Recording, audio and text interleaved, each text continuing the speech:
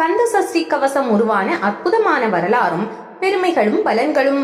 முருகப்பெருமான் புகழ் பாடும் பாடல்கள் எத்தனையோ நூறாயிரம் இருந்தாலும் தனது தனித்தன்மையால் உயர்ந்து நிற்கிறது இந்த கந்த சஷ்டி கவசம். பாலதேவராய சுவாமிகள் கந்த சஷ்டி கவசத்தை உருவாக்கிய சூழ்நிலை உணர்ச்சி பூர்வமானது.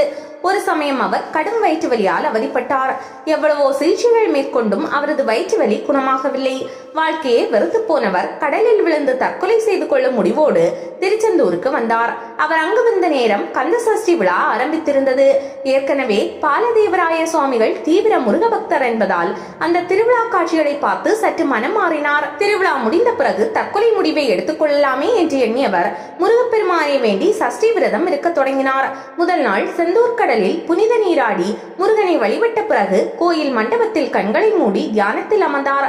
அவருக்கு முருகப்பெருமான் காட்சி தந்து அருள் புரிந்ததோடு தனக்காக சஷ்டி கவசம் பாடும் திறனையும் அவருக்கு அளித்தார். அடுத்த நிமிடமே பாலதேவராய சுவாமிகள் மனதில் பக்தி வெள்ளமானது பிரவாகம் எடுத்து ஓடியது. சஷ்டியை நோக்க சரவண பவனார் சிஸ்டருக்குதவும் செங்கதிர்வேலோன் என்று துவங்கும் திருச்செந்தூர் திருத்தலத்திற்கான சஷ்டி கவசத்தை முதலாக எழுதி முடித்தார். அதற்கு அடுத்த 5 நாட்களுக்கு முருகப்பெருமானின் பிற அறுபடை வீடுகளான திருப்பரங்குன்றம், பழனி, சுவாமிமலை, திருத்தணி, பழமுதி சோலை திருத்தலங்களுக்கான சஷ்டி கவசங்களை ஏற்றி முடித்தார். 6 சஷ்டி கவசங்களையும் பாலதேவராய சுவாமிகள் ஏற்றி முடிந்த போது அவரை வாட்டி வந்த வயிற்று வலி முற்றிலும் காணாமல் போயிருந்தது. கந்த சஷ்டி கவசம் ஏற்றுவதற்காகவே தன்னை முருகப்பெருமான் சோதித்து திருவிளையாடல் புரிந்துள்ளார் என்பதை அறிந்த சுவாமிகள் மிகுந்த பரவசம் ஆனார். அழகன் முருகப்பெருமானை ஆனந்த கூத்தாடி தொழுதார். திருவாசகத்திற்கு மனமுருகாதவர்கள் யாரும் இல்லை என்றால் சஷ்டி கவசத்திற்கு தங்கள் மனதை பறை கொடுக்காதவர்கள் யாரும் கிடையாது. அவ்வளவு சக்தி மிக்க வரிகள் கொண்டது சஷ்டி கவசம். பாம்பன் சுவாமிகள் அடிக்கடி மனமுருகி கந்த சஷ்டி கவசத்தை பாராயணம் செய்து கொண்டிருப்பார்.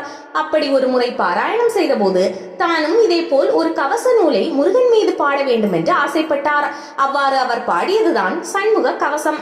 இந்த சண்முக கவசமும் கந்த சஷ்டி கவசம் போன்று 6 கவசங்களை உள்ளடக்கியது என்பது குறிப்பிடத்தக்கது. முருகனுக்கு உகந்த விரதம் சஷ்டி. இது 6 நாட்கள் மேற்கொள்ளப்படுகிறது.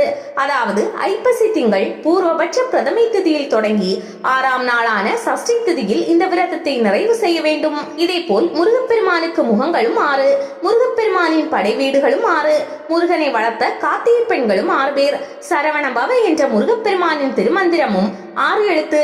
ஜாதகத்தின் 6ஆம் இடம் பொதுவாக விரோதம், கடன், ரோகம், சத்ரு போன்றவற்றை குறிக்கும். இந்த தோஷங்கள் அனைத்தையும் போக்கும் வல்லமை கொண்டவரும் முருகப்பெருமான் தான்.